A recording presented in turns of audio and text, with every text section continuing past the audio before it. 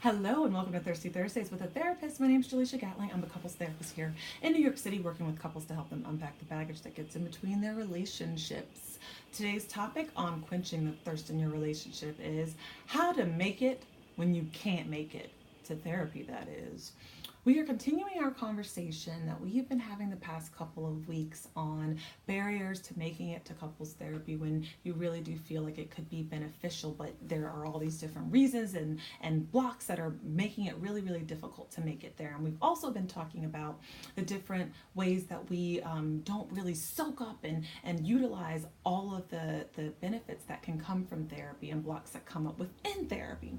And so I wanted to end that conversation today by talking about something that might not be so visible, where you tell yourself that you're too busy, or you are maybe subconsciously avoiding therapy because of fears that you have that might come out of therapy. What happens if I actually speak my truth and I find my voice, or my partner says something that I'm not ready to hear, or we discover that this maybe can't work, or there's so many different fears that could possibly be unblocked and tapped into going through the therapeutic process, that we sometimes will forget to call the therapist or forget to inquire about XYZ. It's similar to when you maybe forget to call the doctor back because you are fearful subconsciously of what the results might be. When a doctor calls, you're not really, that's usually not the best news that they're calling to deliver you with. Well, sometimes it can be, hey, everything's okay, right? But I think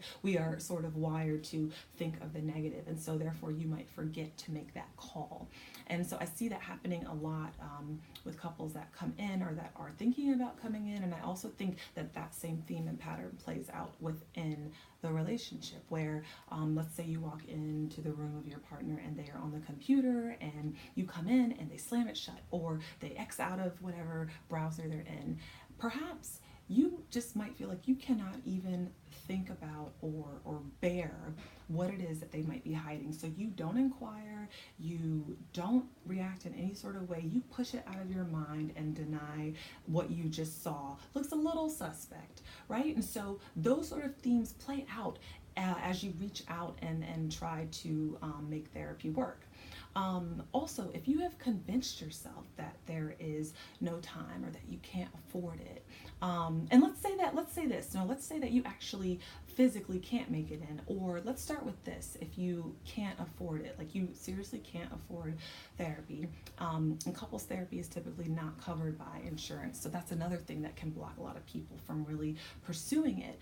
Let's say that you can't. That might subconsciously have you not even inquire or ask about a sliding scale or reduce fees. Or let's say you work insanely crazy hours throughout the week, and you might not even think to ask if a therapist works on the weekends or on Sundays at 9 a.m. or on a Sunday at 9 p.m. even. I mean, there are questions and things that we might not even ask or think to ask, and therefore we're already blocking the possibility of us getting the help that we need that can really be beneficial for our relationship. And so I guess I am encouraging you to ask and to inquire and to not limit yourself by assuming that something can't work out. Ask. There might not be certain off hours or things that you think are not possible that might not be listed on a therapist's website, or it might not be put out there, but there are therapists out there, trust me, that are working weekends and that are working late nights or early mornings. I know therapists that see clients at 7 and 8 a.m.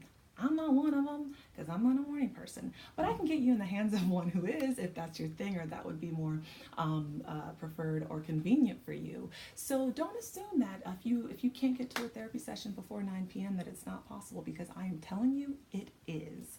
So try again. Get creative. Ask those questions where you think that, or you assume that there's no way that this would be possible, because there is someone out there, not only someone out there who can fit that time frame and that location that works for you and that fee that works for you, but also someone who is a fit for you and that can really help you with the issues that you are dealing with in your relationship. Lastly, I want to talk about one of those out of the box experiences where you might just think, well, that's completely out of the question for us, where maybe you are perhaps long distance, or one of you travels significantly and is hours away or more than that most of the week. I mean, there are a lot of different situations that couples find themselves in that maybe aren't normal or ideal, and that they would just make the assumption that pursuing therapy just would not work for them. And I'm telling you to consider video sessions. It is becoming more and more of a thing, and I'll tell you myself, I was super resistant to it initially upon coming into my own practice, because I really like to be in person with people, and that's just what I prefer. But I am loving this video session thing, and I'm really vibing and connecting with clients. And it doesn't have to be all or nothing either. I mean, say you travel 2 weeks out of the month. Maybe on those 2 weeks you have video sessions, and there's ways to do this with multiple people. I'm telling you, I've done it. It's been amazing. I'm really a big fan of it now that I've actually experienced it myself. And so I don't want people to go on having the same issues without reaching out because they can't physically make it. There are ways around it. There are times around it. We can make it work. You just got to ask, and you have to open up your mind to that possibility, and those possibilities will come to you. So with that being said, I'm hoping that you guys got some awesome tips from today's video and from the past couple of videos around going to therapy if you've been thinking about it. If you're still on the fence, or if there's some sort of situation that I have not yet talked about, that you have questions about or concerns about, give me a ring. Go on my website, www.letsunpacktherapy.com, set up a phone consult with me, and we can talk it out and we can work it out. And if I'm not able to work with you in a way that would be beneficial to you, or we're not quite a fit, I will get you into the hands of someone who can. All right, I will see you guys next Thursday on Thirsty Thursdays.